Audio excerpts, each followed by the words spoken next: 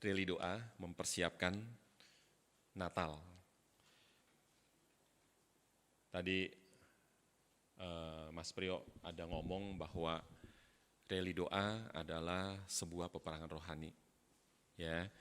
Nah, hari ini saya akan menyampaikan sesuatu sesuai dengan judul, yaitu mendoakan perjuangan dan memperjuangkan doa. Kenapa saya menggunakan judul itu? Karena saya melihat prinsip-prinsip dari Alkitab. Saya akan memberikan prinsip 3. Yang 2 gagal, yang 1 berhasil. Tapi prinsipnya sama, yaitu mereka mendoakan perjuangan dan mereka juga memperjuangkan doa. Pertama adalah dari yang berhasil dulu, yaitu siapa? Yaitu Elia. Elia dipanggil oleh Tuhan, ini saya nggak bacakan ayatnya, kita cuma mengambil prinsip-prinsipnya. Yaitu Elia dipanggil oleh Tuhan. Dan sebelumnya saya percaya, Elia itu pasti dia sudah melihat bagaimana bangsa Israel itu yang menyembah kepada Baal. Karena apa? Karena dipengaruhi oleh seorang raja yang bernama Ahab. Satu bangsa, kalau misalnya raja atau pemimpinnya baik dan beres, rakyat ke bawah beres semua. Satu bangsa, kalau misalnya pemimpinnya kacau balau, maka kemudian ke bawahnya juga pasti kacau balau semua. Israel itu maunya pemimpin yang kacau balau, yaitu seorang bernama Ahab. Dan kemudian Ahab itu kacau balaunya di mana? Dia berani memperistri satu orang bernama Isabel. Orang mana Isabel itu? Itu adalah orang kafir. Dan kemudian dia menikah dengan orang kafir. Nah, tanda petik kebetulan istrinya itu sangat dominan sekali daripada suaminya. Dan kemudian akhirnya si istri berhasil membawa suaminya itu untuk apa? Untuk ikut kepercayaannya, itu menyembah kepada Baal. Lalu sesudah si suaminya ikut, maka kemudian pasti si istri juga, dia minta suaminya, nah sekarang kamu pengaruhi rakyatmu untuk menyembah kepada Baal. Dan celakanya seluruh rakyat juga itu menyembah kepada Baal. Memang Alkitab akhirnya mencatat, ada 7.000 orang yang tidak bersujud menyembah kepada Baal. Tapi mayoritas, bayangkan ya, dari begitu banyaknya bangsa Israel, cuma 7.000 orang yang tidak mencium kepada Baal, tidak bersembah sujud kepada Baal. Akhirnya kemudian sesudah itu saya percaya Isabel mempengaruhi suaminya. Suaminya mempengaruhi bangsanya. Dan saya percaya Elia melihat semuanya itu. Dan juga Elia pasti dia sangat sedih sekali. Melihat apa? Melihat kejadian seperti itu. Bayangkan bangsa Israel, di mana Tuhan itu sudah tanda petik bersusah payah memimpin mereka, mulai dari Mesir dan kemudian bersusah payah membentuk mereka, menghukum mereka, tapi tidak menghancurkan mereka. Lalu kemudian sampai kepada siapa? Sampai kepada yaitu ke tanah Kanaan. Bersusah payah. Ada satu orang yang mengatakan bahwa Tuhan mencipta alam semesta itu gampang banget. Tapi mendidik manusia itu, mendidik karakter mereka itu susahnya luar biasa. Dan akhirnya apa? Akhirnya sesudah itu Tuhan sudah susah payah memimpin bangsa Israel masuk ke tanah Kanaan. Dan berapa ratus tahun kemudian mereka lupa kepada Tuhan. Mereka akhirnya mengingat kepada Baal yang dipercaya oleh istrinya dari Ahab, yaitu Isabel. Dan mereka menyembah kepada siapa? Menyembah kepada Baal. Dan tentu saja Elia sebagai orang yang tidak mau mencium Baal, seorang yang betul-betul dari kota yang sangat kecil sekali, Tisbe, itu tidak ada di dalam peta, kecil sekali. Tapi dari kota kecil, Tuhan kemudian munculkan satu orang nabi besar yang bernama Elia. Dan Elia saya percaya dia sangat bersedih hati, bersusah hati. Bayangkan bangsa Israel, mereka berlutut menyembah kepada Baal dan mereka mencium patung Baal. Tentu saja Elia itu susah hati luar biasa. Maka saya percaya Elia mulai mendoakan bangsanya. Kenapa bisa terjadi seperti itu? Elia saya percaya dia menangisi bangsanya. Itu bangsa Israel yang bersembah sujud kepada Baal. Dan kemudian akhirnya Tuhan memanggil dia. Nah, waktu Tuhan memanggil dia, kemudian Tuhan suruh Elia dari Tisbe, dan kemudian suruh pergi kepada Ahab. Dan kemudian Elia berkata kepada Ahab, tidak akan turun hujan dalam tahun-tahun berikutnya. Jikalau nanti aku yang akan mengatakan hujan, tentu dia membawa nama Tuhan. Sebagai seorang nabi, ketika hujan tidak turun, Alkitab itu mencatat begitu banyak kelaparan. Apakah seorang nabi dia tidak sedih melihat umat Tuhan itu kelaparan? Saya percaya dia sangat-sangat sedih sekali. Tapi kemudian demi supaya apa? Supaya memperlihatkan kepada mereka yang mana yang Tuhan. Tuhan Allah Israel atau Baal yang adalah Tuhan. Maka kemudian terpaksa Elia harus melihat begitu banyak orang kelaparan. Karena tidak turun hujan, tidak tanggung-tanggung. 3 tahun. Dan tentu saja akan ada banyak kelaparan. Nah sesudah itu akhirnya apa? Kemudian saya percaya Elia dalam hati sedih. Tetapi dia juga harus menjalankan perintah Tuhan. Tidak apa-apa kelaparan. Tidak apa-apa banyak yang mati. Kenapa? Supaya mereka kembali kepada Tuhan. Dan akhirnya sesudah itu ketika tidak ada hujan dan tibalah saatnya. Kemudian Tuhan menyuruh Elia lagi pergi kepada Ahab. Dan sesudah itu akhirnya apa? Sebelumnya kemudian Elia menantang nabi-nabi Baal. 450 nabi ditantang oleh Elia di Gunung Karmel. Dan kemudian di situ satu orang melawan 450 orang. Ini seorang nabi yang luar biasa berani. Makanya waktu Tuhan Yesus dimuliakan di atas sebuah gunung transfigurasi, maka salah satu yang muncul adalah Elia. Kenapa? Menunjukkan itu satu nabi yang luar biasa berani. Satu orang berani melawan 450 orang. Dan kemudian Elia menantang mereka. Oke, kita lihat yang mana yang Tuhan. Baalmu atau Allahku. Kita semua sudah tahu ceritanya, maka kemudian dibuatlah 2 mezbah. Dan kemudian sesudah itu ditaruhlah lembu di atas mezbah itu. Dan kemudian Elia kasih dulu kepada siapa? Kasih dulu kepada 450 nabi Baal. Ayo silakan, kamu minta kepada Allahmu. Kamu minta kepada Baal. Supaya Baalmu itu memakan habis persembahanmu. Dan kemudian mereka, mereka minta. Mereka minta Baal, Baal. Terimalah persembahan kami, Baal, Baal. Dengarlah doa kami, Baal, Baal. Terus diulang-ulang. Dari pagi sampai siang. Dan ternyata tidak terjadi apa-apa. Nah sesudah tidak terjadi apa-apa, kemudian Elia berkata kepada Nabi Baal, ayo lebih keras lagi teriak, lebih keras lagi. Mungkin dewamu itu sedang ke toilet, mungkin dewamu itu sedang tidur, ayo panggil lebih keras lagi. Mungkin dia tidak mendengar, ayo panggil. Nah sesudah itu akhirnya apa? Sudah dipanggil-panggil, ternyata kemudian tidak menyahut. Sekarang tiba saatnya Elia. Kemudian Elia berdoa kepada Allah.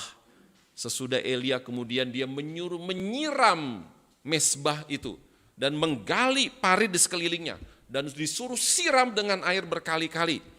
Bayangkan, air itu sangat mahal luar biasa karena 3 tahun tidak turun hujan. Mahal luar biasa. Elia tidak peduli.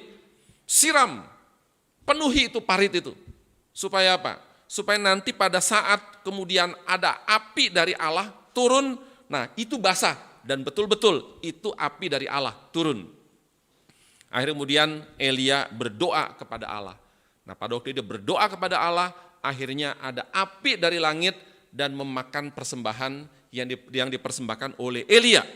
Akhirnya apa? Akhirnya orang Israel kemudian akhirnya kembali kepada Tuhan. Elia memperjuangkan doa. Dan dia juga mendoakan perjuangan. Dia betul-betul berjuang Elia. Dia mendoakan perjuangannya. Tuhan suruh dia pergi kepada Ahab, berjuang kamu. Dan kemudian Elia betul-betul berjuang. Dia bukan cuma berjuang, tetapi dia juga berdoa. Dia mendoakan perjuangannya dan dia juga memperjuangkan doanya. Jadi 2 poin di sini. Lalu kemudian yang berikutnya lagi adalah siapa? Berikutnya lagi adalah Abraham. Ini yang gagal. Ini yang gagal. Yang tadi itu berhasil. Yang ini gagal. Abraham melihat bagaimana kota Sodom dan Gomora. Dan kemudian Tuhan memberikan rahasianya kepada Abraham. Bahwa aku akan menghancurkan kota Sodom dan Gomora. Lalu bagaimana Abraham? Apakah hati bersuka cita? Itu kota jahat luar biasa. Tuhan hancurkan saja, bakar dengan api dan belerang. Tidak. Abraham itu dia memperjuangkan kota Sodom dan Gomora. Dia bukan cuma memperjuangkan, tapi dia mendoakan kota Sodom dan Gomora. Maka terjadilah yang namanya tawar-menawar dengan Tuhan. Tuhan, kalau misalnya ada 50 orang benar di kota itu, apakah Tuhan akan menghancurkan kota itu? Tidak, kata Tuhan. Tentu Abraham berdoa lagi. Sesudah dia berdoa, kemudian dia memperjuangkan lagi. Dengan apa? Dengan dia tawar-menawar lagi dengan Tuhan. Tuhan, kalau 50 enggak ada. Kalau 45 bagaimana Tuhan? Tuhan bilang, enggak, aku tidak hancurkan. Saya percaya Abraham itu bukan cuma pingin menyelamatkan Lot dan keluarganya, bukan. Dia juga pingin menyelamatkan orang-orang kota Sodom dan Gomora. Kenapa? Karena Abraham tahu kedahsyatan Tuhan. Itu begitu sangat mengerikan. Abraham tahu banget. Maka saya percaya Abraham itu bukan cuma ingin menyelamatkan Lot dan keluarganya, tapi juga dia ingin menyelamatkan kota Sodom dan Gomora. Maka kemudian akhirnya Abraham dia tawar-menawar sama Tuhan. Tuhan, kalau 45 nggak bisa, kalau 40 bagaimana Tuhan?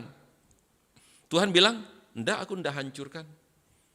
Ternyata tidak ada 40 orang benar. Lalu kemudian Abraham pikir, 30 pasti ada lah, 30 pasti ada. Maka dia tawar-menawar lagi sama Tuhan. Tuhan, kalau 30 bagaimana? Tuhan bilang tidak, ternyata tidak ada 30 orang benar. Tapi apakah Abraham kemudian dia menjadi putus asa? Tidak, dia terus berjuang. Dia terus berdoa, dia terus berjuang. Lalu kemudian dia bilang, Tuhan, kalau 20 bagaimana Tuhan? Apakah akan menghancurkan kota ini? Tidak, kata Tuhan. Ternyata tidak ada. Saya percaya waktu Abraham dia berdoa itu kepada Tuhan, itu dengan tangisan, dengan derai air mata. Kenapa? Karena dia tahu betapa menakutkannya Tuhan itu. Dia berderai air mata, dia berdoa kepada Tuhan. Akhirnya yang terakhir Tuhan, kalau 10 bagaimana ada orang benar, apakah engkau akan menghancurkan kota itu? Kata Tuhan, tidak Abraham. Dan ternyata tidak ada 10 orang benar. Dan akhirnya Abraham menyerah. Maka dihancurkanlah kota itu dengan api dan dengan belerang. Gagal Abraham. Dia sudah memperjuangkan doanya dan dia sudah mendoakan perjuangannya. Gagal Abraham. Tetapi apakah Abraham gagal? Tidak. Kenapa? Karena Tuhan tidak melihat kegagalan Abraham. Di mata manusia Abraham gagal mendoakan kota Sodom dan Gomora. Tapi di mata Tuhan Abraham berhasil. Kenapa? Karena Tuhan tahu orang ini punya hati, punya belas kasih yang luar biasa. Di mata Tuhan Abraham itu berhasil.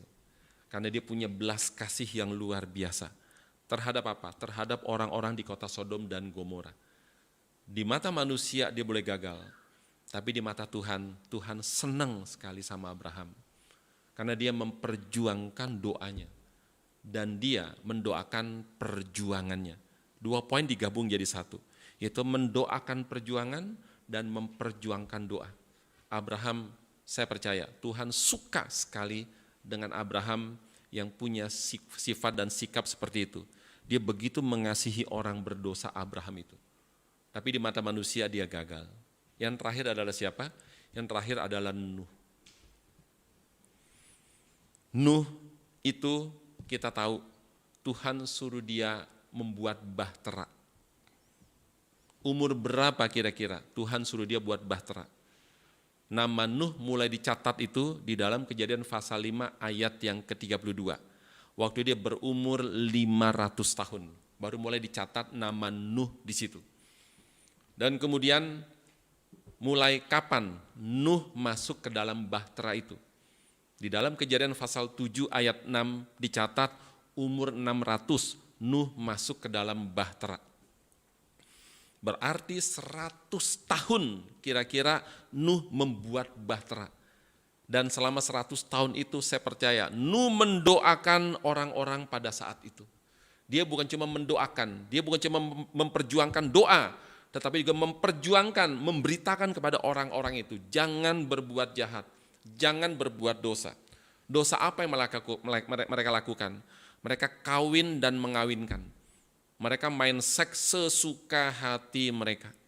Dosa yang sering kali kalau kita lihat baik-baik di dalam Alkitab, Tuhan benci sekali dengan dosa yang satu itu.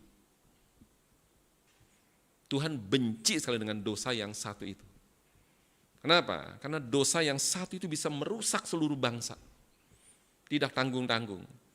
Dan Nuh kemudian Tuhan suruh, bikin bahtera. Bikin bahtera.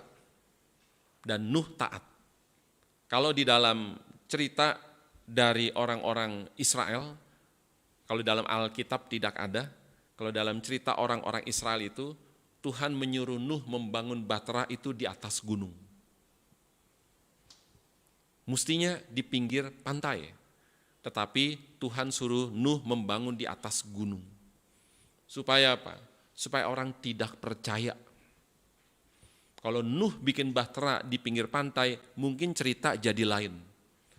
Tapi kalau Tuhan suruh Nuh membangun bahtera di atas gunung, waduh, itu kemudian Nuh pasti akan dianggap orang gila. Orang gila, orang gila, orang gila.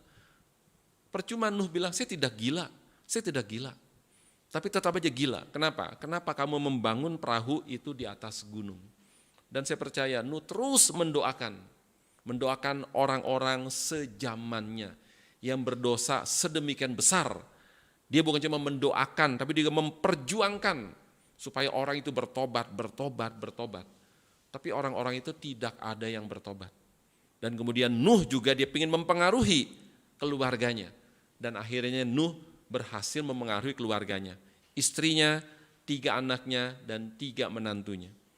Jadi seluruh dunia pada waktu itu yang bertobat cuma 8 orang. Dan Nuh gagal. Di mata manusia Nuh gagal. Kenapa? Dia sudah memperjuangkan doanya. Dan dia sudah mendoakan perjuangannya. Tapi yang percaya cuma 8 orang termasuk dirinya. Dari seluruh dunia cuma 8 orang. Di mata manusia Nuh itu gagal. Tapi di mata Tuhan Nuh itu berhasil. Kenapa? Karena Nuh itu setia mendoakan orang-orang pada saat itu dan memberitakan kepada orang-orang pada saat itu. Tapi kemudian mereka tidak percaya. Bahtera adalah sebuah perahu. Tapi sebetulnya artinya bukan cuma perahu saja. Tapi bahtera adalah suatu kasih Tuhan. Kasih Tuhan atas apa? Kasih Tuhan atas murka Tuhan. Tuhan ingin menghabisi seluruh dunia pada waktu itu. Dan tidak tanggung-tanggung dengan air bah yang luar biasa. Sangat-sangat menakutkan. Dan kemudian Tuhan menyelamatkan Nuh dengan menggunakan sebuah bahtera. Jadi bahtera juga adalah melambangkan kasih Tuhan atas murka Tuhan yang begitu sangat dahsyat sekali. Di mata Tuhan, Nuh itu tidak gagal. Nuh itu berhasil karena dia taat selama 100 tahun membikin bahtera dan imannya tidak goyah. Bayangkan kalau orang terus bilang, Nuh, kamu gila. Bikin bahtera itu bukan di sana, tapi di sini. Nuh itu kemudian imannya tidak goyah. Dan di mata Tuhan, Nuh itu berhasil.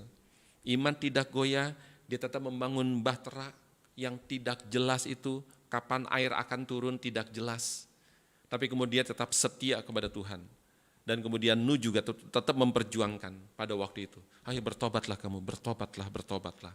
Karena Tuhan sudah marah. Tapi kemudian mereka tidak bertobat. Jadi di mata manusia Nuh gagal. Karena dia cuma berhasil menyelamatkan 8 orang. Tapi di mata Tuhan Nuh itu berhasil. Apa kaitannya khotbah ini dengan Natal kita? Apa kaitannya khotbah ini dengan reli doa Natal kita? Kaitannya adalah apa? Kaitannya adalah kita sedang berjuang. Berjuang bagi kota ini. Berjuang untuk memberitakan Injil. Berjuang untuk membawa sekelompok orang itu datang kepada Tuhan. Dan kita tidak cukup hanya berjuang, tapi kita juga harus mendoakan perjuangan kita. Maka jangan berjuang itu tanpa doa. Dan jangan doa itu tanpa berjuang. Dua-dua harus terjadi. Ya doa, ya berjuang, ya doa. Maka kita akan mendoakan perjuangan kita. Jadi saya harap kita betul-betul mengerti apa arti reli doa. Karena kita sedang mendoakan perjuangan kita. Dan kita juga sedang memperjuangkan doa kita. Maka tadi saya minta supaya doanya berlutut. Kenapa? Karena kita ingin memperjuangkan doa kita. Sambil kita mendoakan perjuangan kita. Nuh sama Abraham gagal. Di mata Tuhan berhasil. Elia di mata manusia berhasil. Di mata Tuhan Elia juga berhasil. Jadi saya berikan 2 contoh yang gagal dan 1 yang berhasil. Tapi yang paling penting bukan itunya. Yang paling penting adalah apa? Keberhasilan kita di dalam memperjuangkan doa kita. Di mata Tuhan. Keberhasilan kita di dalam mendoakan perjuangan kita. Dan saya percaya bahwa yang namanya hasil itu tidak dihianati oleh perjuangan. Amin. Yang namanya hasil tidak mungkin mengkhianati perjuangan. Yang namanya hasil tidak mungkin mengkhianati sebuah doa. Biarlah kiranya Tuhan memberkati kita untuk memperjuangkan doa dan juga untuk mendoakan perjuangan kita. Mari kita berdoa.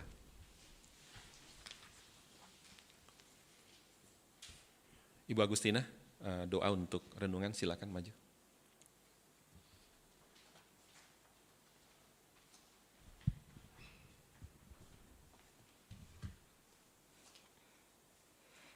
Mari kita berdoa.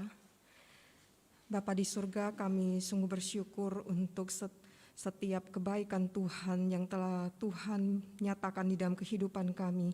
Kami bersyukur untuk firman Tuhan yang begitu menguatkan kami. Ketika kami harus mendoakan perjuangan yang kami lakukan, dan kami juga harus berlutut berdoa di dalam setiap perjuangan yang telah Tuhan percayakan bagi kami. Dan kami juga harus memperjuangkan doa itu dengan sungguh-sungguh dan setia di hadapan Tuhan. Tuhan kiranya menolong kami di tengah-tengah kelemahan kami, biarlah Tuhan yang menopang dan menguatkan. Terima kasih ya Tuhan, kami serahkan jam doa kami ke dalam tangan-Mu, kiranya Tuhan yang pimpin dan sertai.